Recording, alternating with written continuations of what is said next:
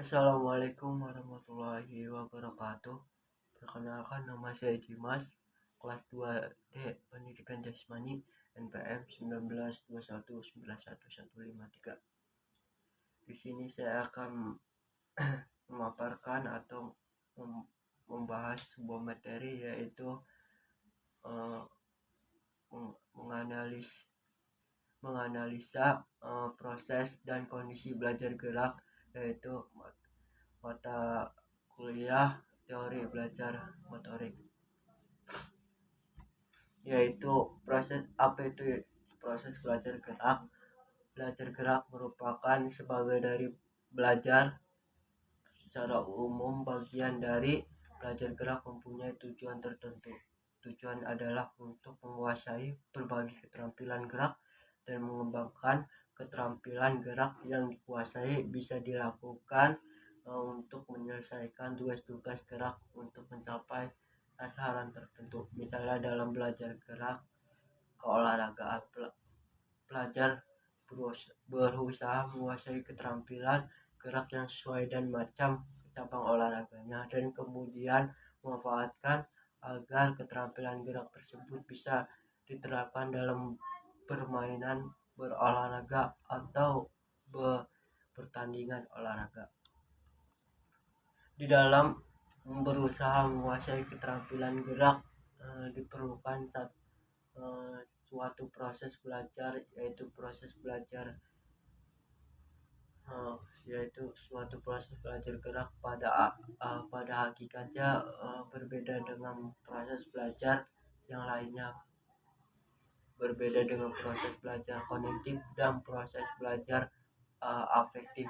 Perbedaan yang ada sumber dari aspek-aspek yang dominan keterlibatannya di dalam proses pembelajaran. Yang dominan keterlibatan dalam proses belajar gerak adalah aspek fisik dan psikomotor. Yang dominan keterlibatan dalam belajar kognitif adalah aspek pikir, sedangkan yang dominan keterlibatan dalam belajar afektif adalah aspek emosi dan profesional. Ada proses yang bertujuan untuk menguasai gerakan keterampilan yang berlangsung dalam ada 3 tahapan atau fase. 3 fase belajar gerak menurut Fish dan Fosner. Yang ke-1 yaitu fase konektif. Yaitu fase konektif merupakan tahap awal dalam belajar keterampilan. Di sini pelajar berusaha untuk menguasai bentuk gerakan yang dipelajari, kemudian mencoba untuk melakukan berulang-ulang. Pada fase ini aktivitas konektif atau aktivitas berpikir masih menonjol karena harus berusaha memahami bagaimana bentuk gerakan dan bagaimana harus melakukannya. Pada saat pelajar mencoba berulang-ulang melakukan gerakannya masih sangat dipengaruhi oleh pikiran.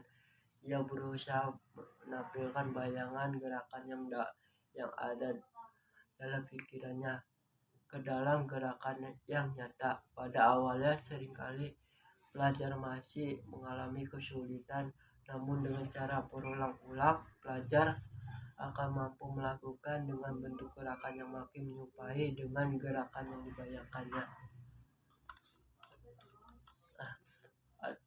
Yang kedua yaitu fase asosiatif. Fase asosiatif merupakan fase kedua dalam belajar keterampilan gerak yang membatasi antara fase kognitif dan fase asosiatif. Adalah dalam hal rangkaian gerak yang bisa dilakukan oleh pelajar.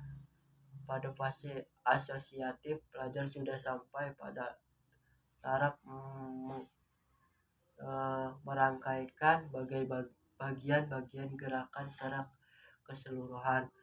Pada fase asosiatif ini, dengan cara melakukan rangkaian gerakan secara berulang-ulang, penguasaan atau atas gerakan akan semakin meningkatkan penguasaan dan keterampilan gerak akan nampak dalam hal gerakan semakin lancar, makin sesuai dengan kemauan atau makin sesuai dengan bayangan gerakan yang ingin dilakukan. Kesalahan gerakan semakin berkurang dan semakin konsisten dalam pelaksanaannya semakin halus. Adapun yang ketiga, fase otonom. Fase otonom merupakan fase akhir dalam pembelajaran keterampilan gerak. Pada fase ini pelajar mencapai tingkat penguasaan gerakan yang paling tinggi. Pelajar bisa melakukan rangkaian gerakan keterampilan secara otonom dan secara otomatis. Gerakan bisa dilakukan secara otonom dalam artinya bahwa pelajar mampu melakukan gerakan keterampilan tertentu walaupun pada saat yang bersamaan ia harus melakukan aktivitas lainnya. Gerakan yang disebut otomatis adalah gerakan yang bisa dilakukan secara otomatis, adalah gerakan yang bisa dilanjutkan seperti yang dikehendaki walaupun ia tidak memikirkan unsur-unsur bentuk-bentuk gerakan yang ingin dilakukan.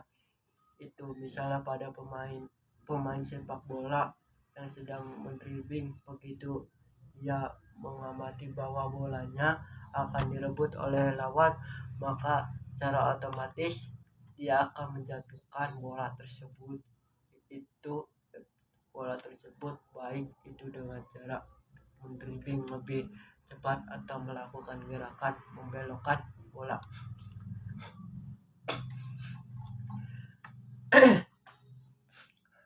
Kondisi belajar gerak adalah suatu keadaan yang diperlukan agar proses belajar gerak dapat berlangsung ke arah pencapaian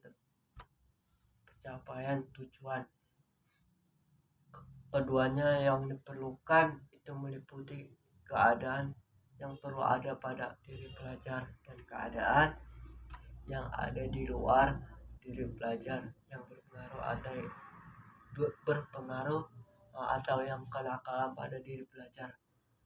Kondisi belajar gerak meliputi kondisi internal dan kondisi eksternal yang masing-masing meliputi beberapa kondisi, yaitu kondisi internal. Kondisi internal adalah keadaan pada diri pelajar yang diperlukan selama proses belajar berlangsung. Selama proses belajar gerak pelajar perlu: 1.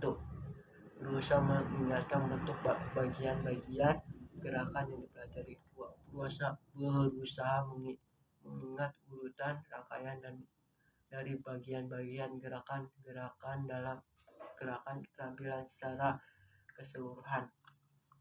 Adapun kondisi eksternal